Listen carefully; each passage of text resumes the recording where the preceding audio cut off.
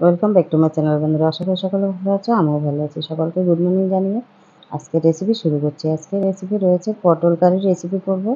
তো আমি এটা করব সম্পূর্ণ আলাদা পদ্ধতিতে রেসিপিটা তৈরি হবে। স্কিপ না করে দেখার অনুরোধ রইল। আর যদি ভালো লাগে বন্ধুদের মধ্যে শেয়ার করে দিতে ভুলো না। পটলগুলো আমি সাইডে একটু খোসা রেখে রেখে কেটেছি, আর সাইডটা একটু কাট করে করে আমি চিড়ে নিয়েছি। আর খোসাটা রাখার একটাই কারণ, পটলগুলো একদম নরম হয়ে যাবে না, তার জন্য পটলগুলো একটু শক্ত শক্তই থাকবে। তো আমি ভালো করে ধুয়ে নেব, 2-3 বার জলটা পাল্টে পাল্টে ধুয়ে নেব আমি। তারপর আমি রেসিপিটা স্টার্ট করব। রেসিপিটার জন্য আমি মশলা করেছি একদম পুরো যেরকম আমরা মাংস করি সেই মাংসের মতনই মশলাটা আমি দিয়েছি। মশলাটা আমি মিক্সারেই পেস্ট করেছি। কড়াইতে দিয়ে দিলাম কিছুটা রিফাইন তেল আর কিছুটা সরিষার তেল। একটু বেশি পরিমাণে তেলটা দিয়ে দিলাম, এই একই তেলের মধ্যে রান্নাটা হয়ে যাবে। তো পটলটা আমি একটুখানি হলুদ মাখিয়ে রেখেছিলাম। আমি কিন্তু এটাতে নুন মাখাইনি, শুধু হলুদ মাখিয়ে রেখেছিলাম। এবার আমি পটলগুলো ভেজে নেব। বেশ লাল লাল করে পটলগুলো ভেজে নিতে হবে, তাহলে স্বাদটা বেশ বেশি পাওয়া যাবে। আর এই আমিষ পটল কারির রেসিপিটা করার জন্য পেঁয়াজের পরিমাণটা একটু বেশি দিতে হবে। আর একটা টমেটো যদি না থাকে ঘরে, তোমরা টমেটো সসটাও ব্যবহার করতে পারো। আমার ঘরে টমেটোটা ছিল, আমি টমেটোটাই দিয়েছি। তো আমি একটা বড় টমেটো আমি কুচো করে নিয়েছি। পটলগুলো লাল লাল করে ভেজে নিয়েছি। এবার একই তেলের মধ্যে আমি ফোড়নে দিয়ে দেবো গোটা গরম মশলা, জিরে, তেজপাতা, একটা শুকনো লঙ্কা। আমি কিন্তু পরে আর কোনো গরম মশলা ইউজ করব না। এই যে গরম মশলাটা দিলাম, এতেই যে সেন্ট হবে তাতেই হয়ে যাবে।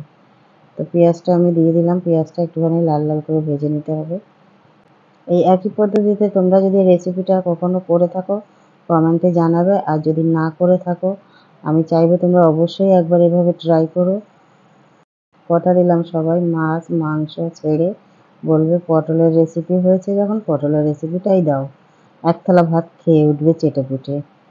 পেঁয়াজটা লাল লাল করে ভেজে নিয়েছি। এবার আমি দিয়ে দেবো নুন, হলুদ আর মশলাটাও আমি একসাথে দিয়ে দেবো। মশলাটা দিয়ে ভালো করে তেল ছাড়া পর্যন্ত আমি কষিয়ে নেব।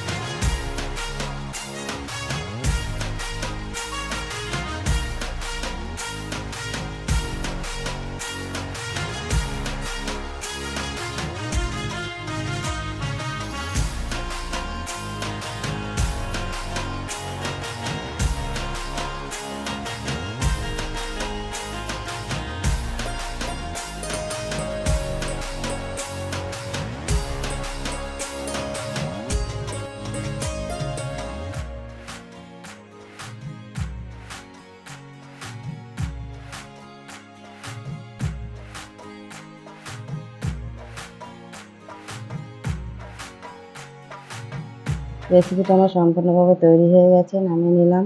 এবার গরম গরম ভাতে পরিবেশন করব। তোমরা যারা আমার চ্যানেলটি সাবস্ক্রাইব করেছো অসংখ্য ধন্যবাদ। আর যারা আমার চ্যানেলের নতুন, সাবস্ক্রাইব করে পাশের বেল আইকনটা প্রেস করে রেখো। ফিরে আসছি নতুন কোনো ভিডিওর সাথে। সকলে ভালো থেকো, সুস্থ থেকো। টাটা বন্ধুরা।